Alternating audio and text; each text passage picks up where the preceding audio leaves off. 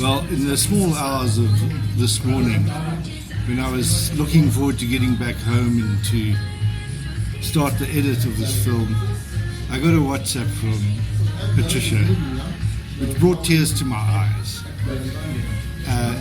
And I decided, hang on, I've got to prolong my stay a bit and arrange now to meet her on my way out somewhere to get her to read to you for herself in her own words what came to her in the small hours of the morning. Yes, John. I struggled to sleep last night. My mind was just occupied with a lot of stuff, and at 4 o'clock this morning something just hit me and I decided to send you this WhatsApp. I call it the story of my life, Patricia Mashale. So I was born on 11 August 1974 to Daniel Abram and Selena Kinosi Morgan. My father died at the tender age of 25 years when he was set alight by his employer in November 1975. I was the youngest of 3 kids, only 5 months at a time. My eldest brother was 5 years and my sister was 2 years. My mother was widowed at the age of 21 years, unemployed, with 3 young kids to take care of. I believe my father was a victim of apartheid. Being set alight by his white employer, poured petrol on him and let a fear him. But unfortunately, his story never made the news. Still today, I'm in the dark about his death. I was anyhow too young to even remember him. My mother never received any compensation for my father's death, not that I'm aware of anyway. All I know is we as kids received an allowance from the welfare because one of our parents died. I don't know how much it was. All I know is that life was very, very hard. We as kids were lucky if we could get a pair of school shoes. And most of the time, school shoes also served as church shoes. So you have to go barefoot most of the time. My mother eventually got a job as a cleaner at Santambang, now known as APSA. And life got a little bit easier, but never easy enough for luxuries.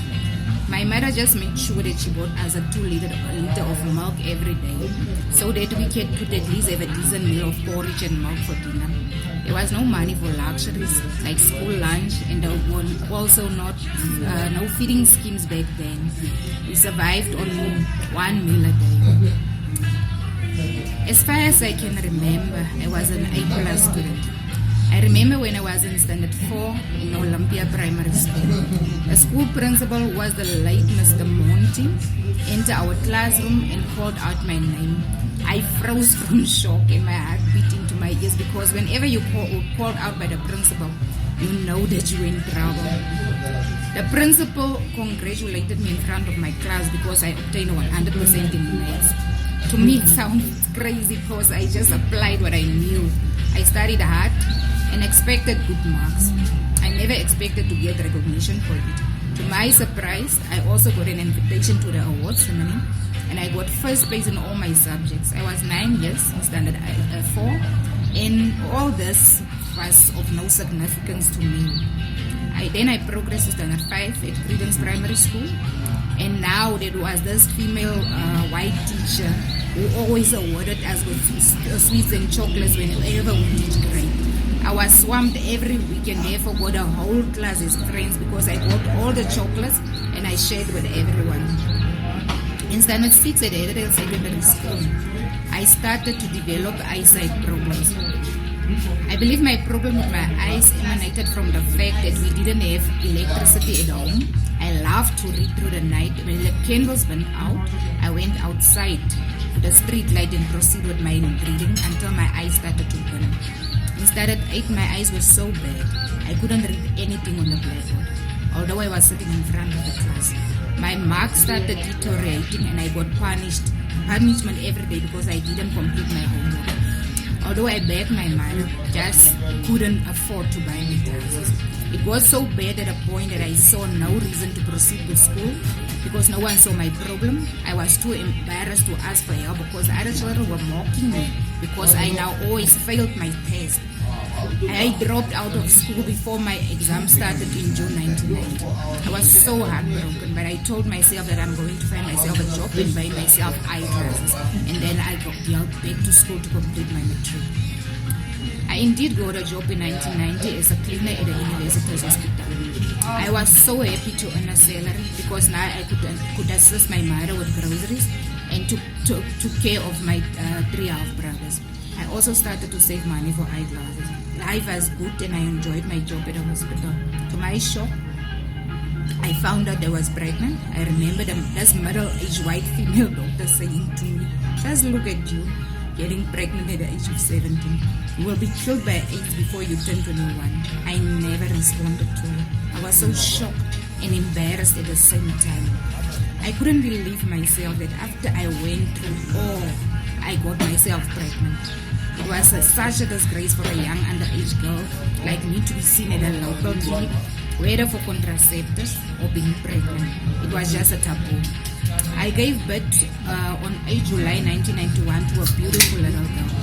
My mother was so supportive. I expected disappointment, but she never showed any. At that time, I was still working at a hospital, and the sight of nurses and doctors saving lives was just magical to me, to a point where I decided to become a nurse. In December 1995, I resigned. I informed my mother that I was going back to school to complete my matric, and she was so supportive. In January 1995, I went to Dr. Block's secondary to enroll for Standard 8. I was so devastated when the school principal refused to enroll.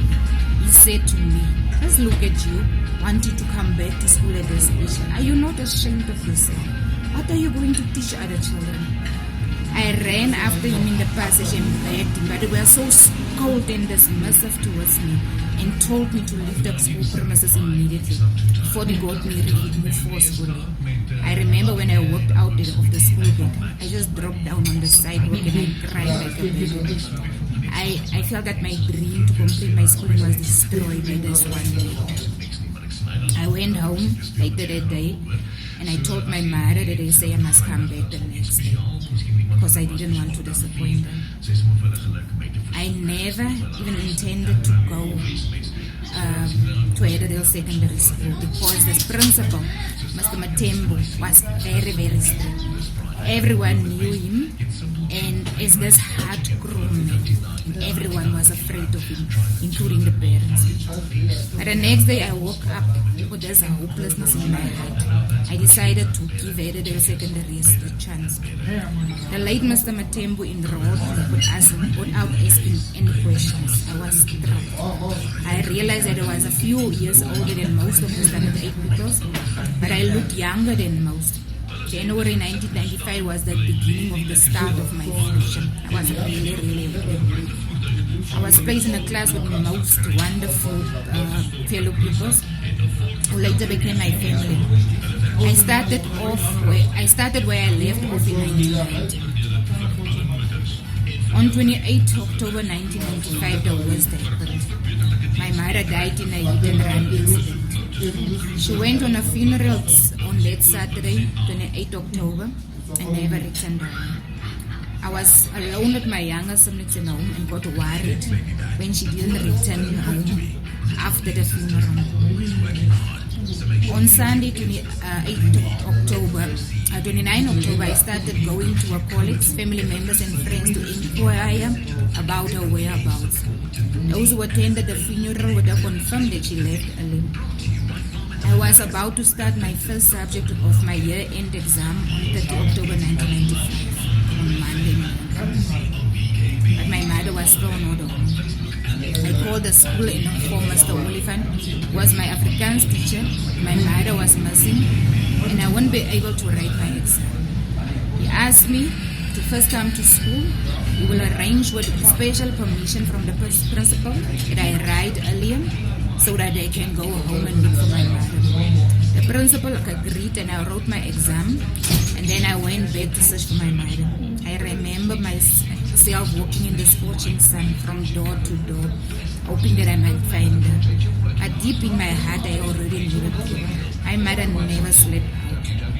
I didn't write exam on Tuesday, and I stayed home, intending to go to the police station. I indeed went to the police station to report my mother missing. I met with Captain Francis, and he asked me to go home. He said that he will come and see me later. About an hour later, my boyfriend, who I married later, he was also a police officer, arrived home with my aunt. When I saw my aunt, I just knew that my mother was home. According to the police, my mother was hit by a taxi on Saturday, 28th of October 1995, and she died on impact. According to eyewitnesses, the taxi hit her so severely she flew through the air like a paper. While the taxi sped away, by God's grace, she landed on top of the front number plate. As that is how the driver was located. According to the pathology report, every bone in her body was broken. She stood no chance. I remember when I went to the government mortuary, I was standing at a glass window, and when the officer pulled the sheet from her face, I couldn't even cry. The reason being is that I expected her face to be smashed, but miraculously, there was only a few scratches on her face. She looked like I knew her. To me, it seems like she was asleep. I couldn't relate her with death at the time. It was not what death was supposed to look like. Even when we buried her, her face still remained the same. The only thing that I felt was this huge emptiness that she left. It was like a... Say that again with a read. The only thing that I felt was this huge emptiness that she left. It was like a hole in my heart. My mother was my rock. She was registered as an unknown on her arrival at the mortuary. But as the saying goes, life must go on. I completed my exams, and now I had the responsibility of my 3 younger siblings without any means of income because my mother was the breadwinner. It was December of 1995, was a very dark Christmas without nice food and clothing. If not for the late Principal Matembu and teachers of Hededal Secondary School, who all pulled together, we would have starved to death. Mr. Matembu, Mrs. Jeremiah, Mr. and Mrs. Dampis, Mr. Olifant, Mrs. Beck, who was Van Wyk back then. I was so overwhelmed by the love and support I got from my school. We felt like we got a whole new family. The support of my classmates was amazing. It was what pulled me through and kept me afloat. Still, I had to face reality of being the head of a child at home. My elder brother, who was not staying at home at the time of my mother's death, moved back in the house with his friends. He threw me and my younger siblings out of the house one night. We absolutely had nowhere to go.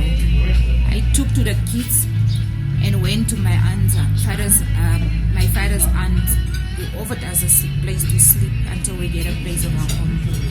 I had to make a hard decision. It's either I dropped out of school again, or I proceed and make another plan. There was only one option. I went back to the hospital and looked for a part-time job. Luckily, they offered me a night shift position from 6 o'clock at night until 6 o'clock in the morning, 5 days a week with weekends off. It was perfect for me because it gave me a chance to prepare my siblings in the morning for school. My daughter was staying with her father at the time. So when I knocked off in the morning, I'll be walking my siblings to the different school, and then I'll proceed to my own school. After school, I fetched them, prepared dinner, left them with my neighbor at night, then I go to work. We were staying in the township, about 7 kilometers from school. We worked that distance every day to and from school. Sleep became a necessity to me.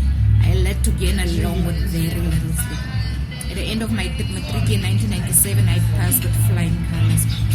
I scooped almost all the awards at the award ceremony, and I realized my dream. I completed my matric. After matric, I left the job as a cleaner and got a few better jobs as a cashier at supermarkets. Now my dream was to become a nurse, and I applied to the nursing school. I eventually got accepted and started as a student nurse at the Free State School of Nursing. After a few months, I realized that being a nurse is not a moonlight ceremony. It was completely not like what I saw from afar. The hard reality hit me when I saw beloved patients dying. The last drawing was a patient of when a patient of mine, who I talked and laughed with in the morning, died later that day. A sister on duty instructed me to go watch the body. Everything about my mother's death just came flooding over me. I couldn't take it. I went to the locker room, took my bag, and walked out of that hospital. The next day I went to tender my resignation. I never looked back. I promised myself that I will find a job that I love and enjoy and for which I have passion. I got married on 28 August 1998. I gave birth to my second daughter on January 2002. My eldest son on 28 September 2002. And to my younger son on 23 August 2011. I promised myself that my children would have a better life than I had. They will never go through the struggles that I went through. I got appointed in SAPS on 1 August 2007. That is where my current story began.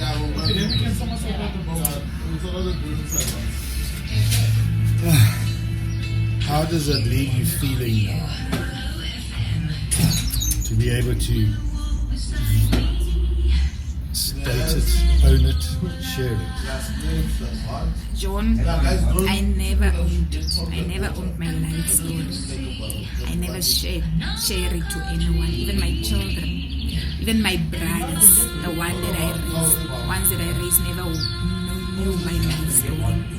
But as I struggled to sleep throughout the night, I kept on getting visuals of my mother and my late father. I don't know my father. I just saw a photo of him once. But the visuals kept on popping up in my head. And eventually, at about 4:30 this morning, it struck me. I need to tell the world my story, where I come from, and where I'm intending to go. And I feel so relieved, because now I know what is my purpose. Well, I feel quite emotional hearing you, because one of my favorite quotes, which I use again and again, is by a Jesuit, late Jesuit priest Anthony de Mello, and he says, "It's common to oppose a truth, but it's impossible to resist a story." So the reason I wanted you to share that story is because how can the people that are persecuting you, who are harassing you, who are charging you, who are wanting you arrested, how could they possibly not have their hearts softened when they hear that story? And because it appeals to their humanity too. Every human being has a story, and they can't take it away. The problem is that people don't want to own that story because they're ashamed of it, and they rationalize it, and they're in denial about it. And I just think that you're going to experience a lot of goodwill coming back your way. Because you are just such an incredible role model of somebody who has been true to yourself.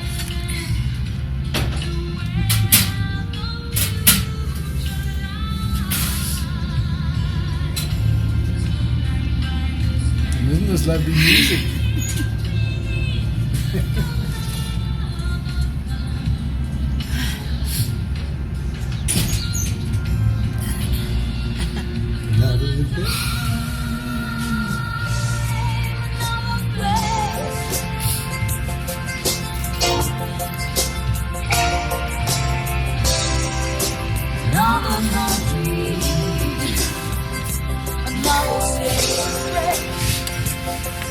inspired by my friend Steve Johnson.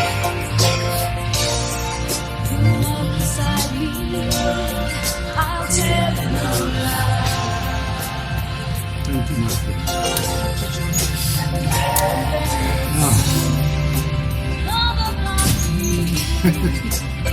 I just arose with this sunset.